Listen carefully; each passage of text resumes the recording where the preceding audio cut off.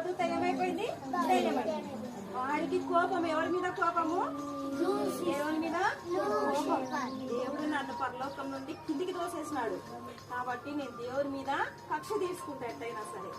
ఓహో, ఇద్దరు బొమ్మలు చేసుకున్నాడా? 2 బొమ్మల్ని, ఒకటి ఆదాముని, 2 హవ్వని, 2 బొమ్మలు చేసుకున్నాడా? మళ్ళీ తల ప్రాణం పోసినాడా? మళ్ళీ అవి మాట్లాడుతున్నాయి బొమ్మలు, మనుషులైనారా? వాళ్ళు చేసుకున్నాడా? మళ్ళీ రోజు సాయంత్రం వాళ్ళ దగ్గరకు వచ్చి వాళ్ళతో మాట్లాడి సంభాషించి హాయిగా వాళ్ళు ఆడుకుంటా నవ్వుకుంటా జోకులు వేసుకుంటా బాగున్నారా? ఎట్లయినా సరే వీళ్ళని ఏం చేయాలా? నేను విడగొట్టాలా?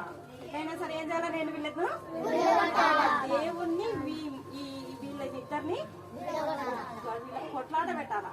మనం అంటాం కదా, వాళ్ళిద్దరికి కొట్లాట పెట్టాలి అనుకుంటాం కదా, ఫ్రెండ్స్ బాగా ఇద్దరు. అంటే ఈ సైతాను గారు ఏమనుకున్నాడు తెలుసా? వీళ్ళిద్దరిని విడగొట్టాలా అని చెప్పేసి ప్లాన్ వేసినాడు. ఒకటే ఒక ప్లాన్ తెలివింది కదా అంకిదండిగా. దేవుడు ఏం చెప్పినాడో విన్నాడు. వాళ్ళు చెప్పేటప్పుడు ఏం చేసినాడు? వాడు ఏమని చెప్పినాడు? ఏం చెప్పినాడో ఏమో తినొద్దన్నాడు. ఏం తినొద్దన్నాడు? ఈ 2 చెట్ల పండ్లు మీరు తినకండి అన్నాడు. అది ఎవరు విన్నారు? కదా, మనం కూడా అంతే కదా, మనకి ఇష్టమైతే ఎవరైనా అమ్మాలి అలా తెచ్చిపెట్టి ఉండే నేను ఇస్తానంటే కూడా ఉంటాం కదా, గబగబా తీసుకొని పోయి తింటాము. బాగా అనిపిస్తుంది కదా.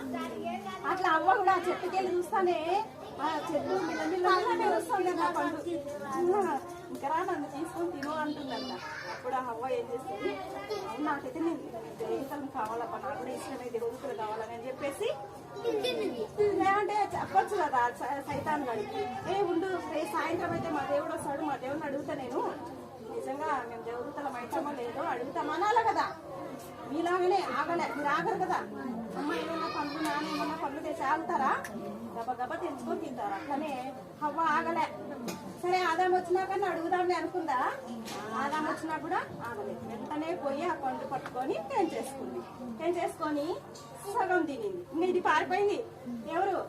మా సంధి లేదు. ఇంకా అమ్మయ్యా, నా ప్లాన్ ఏమైంది? సక్సెస్ అయింది. నా ప్లాన్ ఏమైంది? ఓకే అని సంతోషంగా ఎగురుకుంటా గంతలేసుకుంటా పోయింది, పాటలు ఆడుకుంటా అనుకుంటా.